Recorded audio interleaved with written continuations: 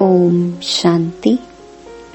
5 अगस्त 2021। बाबा के महावाक्य।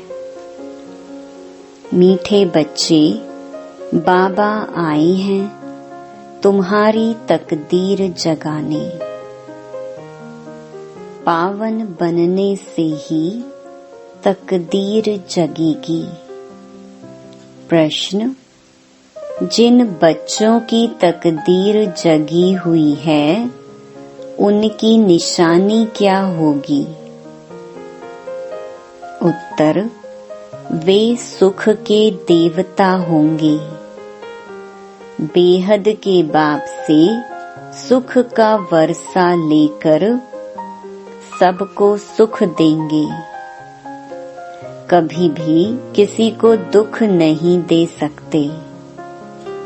वह हैं व्यास के बच्चे, सच्चे सच्चे सुखदेव।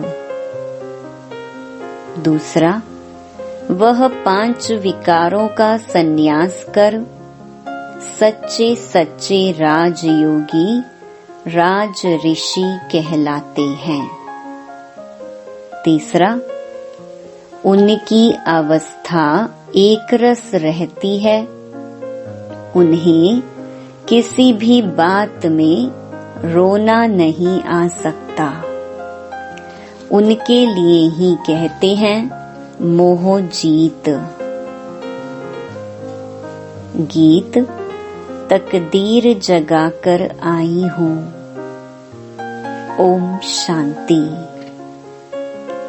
गीत की एक लाइन सुन करके भी मीठे मीठे बच्चों के रोमांच खड़े हो जाने चाहिए।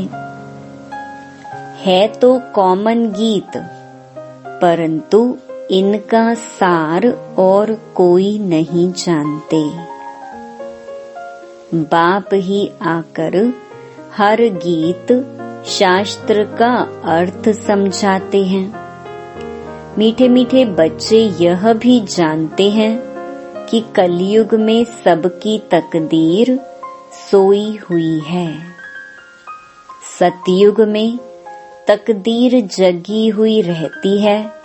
सोई हुई तकदीर को जगाने वाला और मत देने वाला अथवा तकदीर बनाने वाला एक ही बाप है।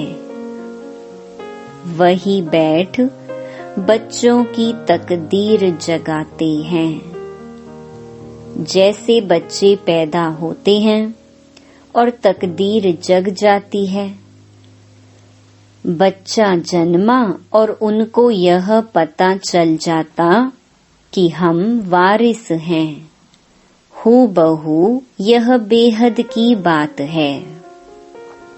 बच्चे जानते हैं कल्प कल्प हमारी तकदीर जगती है और सो जाती है। पावन बनते हैं तो तकदीर जगती है। पावन गृहस्थ आश्रम कहा जाता है। आश्रम अक्षर पवित्र होता है। पवित्र गृहस्थ आश्रम उनके अगेंस्ट फिर है अपवित्र पतित धर्म। आश्रम नहीं कहेंगे। गृहस्थ धर्म तो सबका है ही, जानवरों का भी है। बच्चे तो सब पैदा करते हैं। जानवरों को भी कहेंगे गृहस्थ धर्म में हैं। अब बच्चे जानते हैं हम स्वर्ग में पवित्र गृहस्थ आश्रम में थे। देवी देवता थे।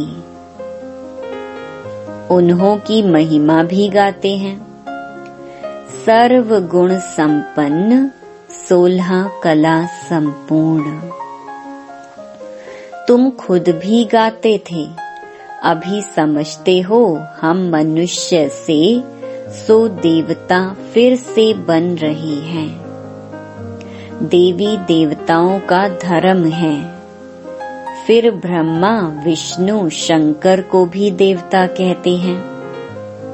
ब्रह्मा देवताय नमः, विष्णु देवताय नमः। शिव के लिए कहेंगे शिव परमात्माय नमः। तो फर्क हुआ ना, शिव और शंकर को एक कह नहीं सकते। पत्थर बुद्धि थे, अब पारस बुद्धि बन रहे हैं। देवताओं को तो पत्थर बुद्धि नहीं कहेंगे। फिर ड्रामा प्लान अनुसार रावण राज्य होने से उन्हों को भी सीढ़ी उतरनी है। पारस बुद्धि से पत्थर बुद्धि बनना है। सबसे बुद्धिवान बनाने वाला तो एक ही बाप है। तुमको पारस बुद्धि बनाते हैं, तुम यहाँ आते हो पारस बुद्धि बनने। पारसनाथ के भी मंदिर हैं, वहाँ मेला लगता है, परंतु यह किसको पता नहीं है पारसनाथ कौन है। वास्तव में पारस बनाने वाला तो बाप ही है। वह है बुद्धिवानों की बुद्धि। यह है तुम बच्चों की बुद्धि के लिए खुराक। बुद्धि कितना पलटती है, जैसे गाया जाता है सी नो इविल। अब बंदरों की तो बात नहीं, मनुष्य ही जैसे बंदर मिसल बन जाते हैं। एप्स वन मानुष की मनुष्य से भेंट की जाती है। इसको कहा ही जाता है कांटों का जंगल। कितना एक दो को दुख देते रहते हैं। अभी तुम बच्चों की बुद्धि को खुराक मिल रही है, बेहद का बाप खुराक दे रहे हैं। यह पढ़ाई है, इसको ज्ञान अमृत भी कहते हैं, कोई जल आदि नहीं। आजकल सब चीजों को अमृत कह देते हैं, गंगा जल को भी अमृत कहते हैं। देवताओं के पैर धोकर पीते हैं, पानी रखते हैं, उनको भी अमृत की अंजलि समझते हैं। अंजलि जो लेते हैं उसको ऐसे नहीं कहेंगे कि यह पतितों को पावन बनाने वाला है। गंगा जल के लिए कहते हैं पतित पावनी है। कहते भी हैं मनुष्य मरे तो गंगा जल मुख में हो। दिखाते हैं अर्जुन ने बाण मारा, फिर अमृत जल पिलाया। तुम बच्चों ने कोई बाण आदि नहीं चलाए हैं। एक गांव है जहां बाणों से लड़ाई करते हैं। वहां के राजा को ईश्वर का अवतार कहते हैं। बाप कहते हैं यह सब भक्ति मार्ग के गुरु हैं। सच्चा सच्चा सतगुरु एक ही है। सर्व का सद्गति दाता एक है, जो सबको साथ ले जाते हैं। बाप के सिवाय वापिस कोई ले नहीं जा सकता। ब्रह्म में लीन हो जाने की भी बात नहीं। यह नाटक बना हुआ है जो चक्कर अनादि फिरता ही रहता है। वर्ल्ड की हिस्ट्री ज्योग्राफी कैसे रिपीट होती है, यह अभी तुम जानते हो। मनुष्य अर्थात आत्माएं अपने बाप रचता को भी नहीं जानती हैं, जिसको याद भी करते हैं ओ गॉड फादर। हद के बाप को कभी गॉड फादर नहीं कहेंगे। गॉड फादर अक्षर बहुत अदब इज्जत से कहते हैं। उनके लिए ही कहते हैं वह पतित पावन दुख हरता सुख करता है। एक तरफ कहते हैं वह दुख हरता सुख करता है, और फिर कोई दुख होता है, वह बच्चा आदि मर जाता है, तो कह देते ईश्वर ही सुख दुख देता है। ईश्वर ने हमारा बच्चा ले लिया, यह क्या किया? ईश्वर को फिर गालियां देते हैं। कहते भी हैं ईश्वर ने बच्चा दिया है, फिर अगर उसने वापस ले लिया तो तुम रोते क्यों हो? ईश्वर के पास गया ना। सतयुग में कब कोई रोते नहीं है। बाप समझाते हैं रोने की तो कोई दरकार नहीं।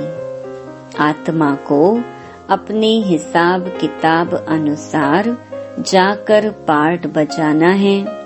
ज्ञान न होने के कारण मनुष्य कितना रोते हैं, जैसे पागल हो जाते हैं।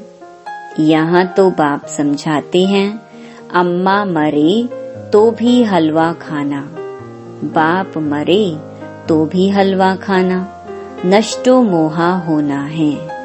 हमारा तो एक ही बेहद का बाप है, दूसरा ना कोई। ऐसी अवस्था बच्चों की होनी चाहिए। मोहजीत राजा की कथा भी सुनी है ना। सतयुग में कभी दुख की बात नहीं होती, न कभी अकाले मृत्यु होती है। बच्चे जानते हैं हम काल पर जीत पाते हैं। बाप को महाकाल भी कहते हैं, कालों का काल। तुमको काल पर जीत पानी है, अर्थात काल कब खाता नहीं। काल न आत्मा को न शरीर को खा सकता। आत्मा एक शरीर छोड़ दूसरा लेती है, उसको कहते हैं काल खा गया। बाकी काल कोई चीज नहीं है। मनुष्य महिमा गाते रहते हैं, समझते कुछ नहीं। अच्युतम केशवम बाप समझाते हैं यह 5 विकार तुम्हारी बुद्धि को कितना खराब कर देते हैं। इस समय कोई भी बाप को नहीं जानते हैं, इसीलिए इनको ऑर्फन की दुनिया कहा जाता है। कितना आपस में लड़ते झगड़ते रहते हैं। यह सारी दुनिया बाबा का घर है ना। बाप सारी दुनिया के बच्चों को पतित से पावन बनाने आते हैं। आधा कल्प बरोबर पावन दुनिया थी ना। गाते भी हैं राम राजा राम प्रजा। वहाँ फिर अधर्म की बात हो कैसे सकती। कहते भी हैं वहाँ शेर बकरी इकट्ठे जल पीते हैं। फिर वहाँ रावण आदि कहाँ से आए, समझते नहीं। बाहर वाले तो ऐसी बातें सुनकर हंसते हैं। बाप आकर ज्ञान देते हैं, यह पतित दुनिया है ना। अब प्रेरणा से पतितों को पावन बनाएंगे क्या। बुलाते हैं पतित पावन आओ, तो जरूर भारत में ही आया था। अब भी कहते हैं मैं ज्ञान का सागर आया हूँ। तुम्हें आप समान मास्टर ज्ञान सागर बनाने। बाप को ही सच्चा सच्चा व्यास कहेंगे, तो यह व्यास देव और तुम उनके बच्चे सुख देव। तुम अभी सुख के देवता बनते हो, सुख का वर्षा ले रहे हो व्यास शिवाचार्य से। व्यास के बच्चे तुम हो, परंतु मनुष्य मूंझ न जाएं, इसीलिए कहा जाता है शिव के बच्चे। उनका असुल नाम है शिव। आत्मा को जाना जाता है, परमात्मा को भी जाना जाता है। वही आकर पतित से पावन बनने का रास्ता बताते हैं। कहते हैं, मैं तुम आत्माओं का बाप हूँ। कहते हैं, अंगुष्ठे मिसल है, इतना बड़ा तो यहाँ ठहर भी ना सके, वह तो बहुत सूक्ष्म है। डॉक्टर लोग भी माथा मारते हैं आत्मा को देखने के लिए, परंतु देख नहीं सकते। आत्मा को रियलाइज किया जाता है। बाप पूछते हैं, अब तुमने आत्मा को रियलाइज किया? इतनी छोटी सी आत्मा में अविनाशी पार्ट नुधा हुआ है, जैसे एक रिकॉर्ड है।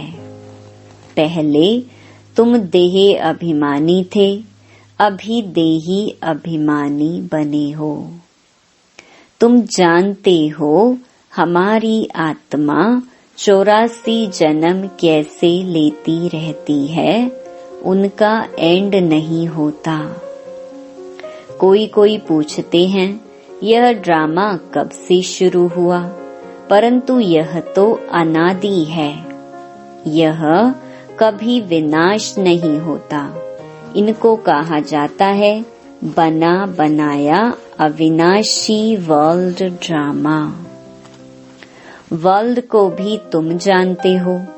जैसे अनपढ़ बच्चों को पढ़ाई दी जाती है, ऐसे बाप तुम बच्चों को पढ़ा रही हैं। आत्मा ही शरीर द्वारा पढ़ती है।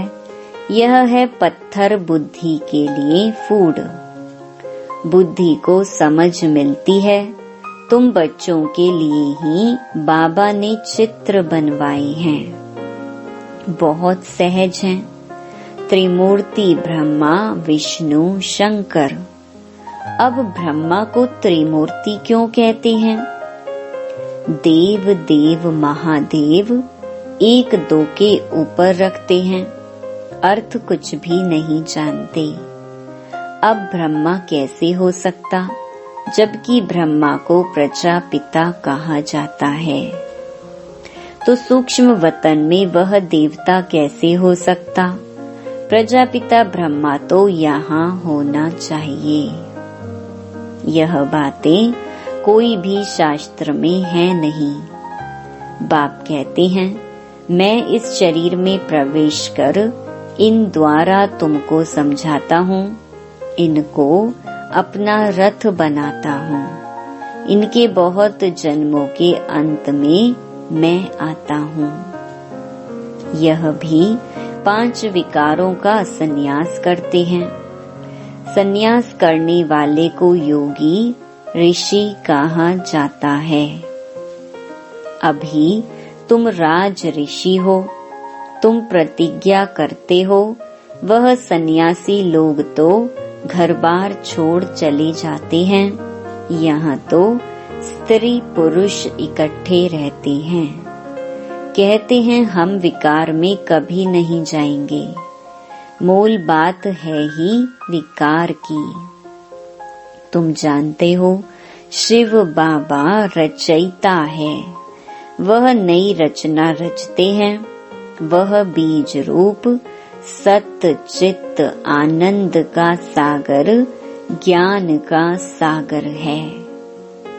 स्थापना पालना विनाश कैसे करते हैं, यह बाप ही जानते हैं। इन बातों को मनुष्य तो जानते नहीं। तुम बच्चे अभी इन सब बातों को जानते हो, इसीलिए सबको समझा सकते हो। अच्छा, मीठे मीठे सिकिलधे बच्चों प्रति मात पिता बाप दादा का याद प्यार और गुड मॉर्निंग। रूहानी बाप की रूहानी बच्चों को नमस्ते। धारणा के लिए मुख्य सार। पहला, हरेक आत्मा का हिसाब किताब अपना अपना है। इसीलिए कोई शरीर छोड़ते हैं तो रोना नहीं है। पूरा नष्टो मोहा बनना है। बुद्धि में रहे हमारा तो एक बेहद का बाप, दूसरा ना कोई। दूसरा, 5 विकार जो बुद्धि को खराब करते हैं उनका त्याग करना है। सुख का देवता बन सबको सुख देना है, किसी को दुख नहीं देना है। वरदान, रहम की दृष्टि द्वारा घृणा दृष्टि को समाप्त करने वाले नॉलेजफुल भव। जो बच्चे 1-2 के संस्कारों को जानकर संस्कार परिवर्तन की लगन में रहते हैं, कभी यह नहीं सोचते कि यह तो है ही ऐसे। उन्हें कहेंगे नॉलेजफुल। वे स्वयं को देखते और निर्विघ्न रहते हैं। उनके संस्कार बाप के समान रहम दिल के होते हैं। रहम की दृष्टि घृणा दृष्टि को समाप्त कर देती है। ऐसे रहम दिल बच्चे कभी आपस में खिट खिट नहीं करते। वे सपूत बनकर सबूत देते हैं। स्लोगन, सदा परमात्म चिंतन करने वाले ही बेफिक्र बादशाह हैं। उन्हें किसी भी प्रकार की चिंता नहीं हो सकती। मातेश्वरी जी के अनमोल महावाक्य। अखंड ज्योति तत्व, साइलेंस लॉज और साकारी दुनिया प्लेग्राउंड आत्माओं का निवास स्थान है। अखंड ज्योति महतत्व, जहाँ इस शरीर के पार्ट से मुक्त हैं, अर्थात दुख सुख से न्यारी अवस्था में हैं, जिसको साइलेंस लॉज भी कहते हैं, और आत्माओं का शरीर सहित पार्ट बजाने का स्थान प्लेग्राउंड, यह साकारी दुनिया है। तो मुख्य 2 दुनिया है। एक है निराकारी दुनिया, दूसरी है साकारी दुनिया। दुनिया वाले तो सिर्फ कहने मात्र कहते हैं कि परमात्मा रचता, पालन करता है, संहार करता है, खिलाता है, मारता जलवाता भी वही है, तो दुख सुख देने वाला भी वही है। जब कोई को दुख आता है तो कहते हैं प्रभु तेरा भाना मीठा लगे। अब यह है अयथार्थ ज्ञान, क्योंकि यह कोई परमात्मा का काम नहीं है। परमात्मा दुख हरता है, दुख करता नहीं है। जन्म लेना, जन्म छोड़ना, दुख सुख भोगना हर एक मनुष्य आत्मा के संस्कार हैं। शारीरिक जन्म देने वाला माता पिता है, जो भी कर्म बंधन अनुसार बाप बेटे के संबंध में आता है। इसी रीति आत्माओं का पिता फिर परमात्मा बाप है।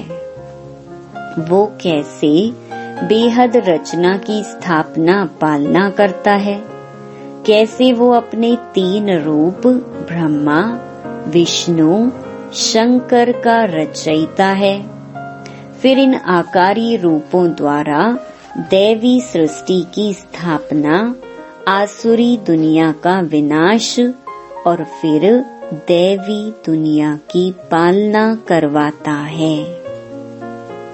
परमात्मा के यह 3 काम बेहद की हैं। बाकी यह दुख सुख जन्म मरण कर्मों अनुसार होता है। परमात्मा तो है ही सुखदाता।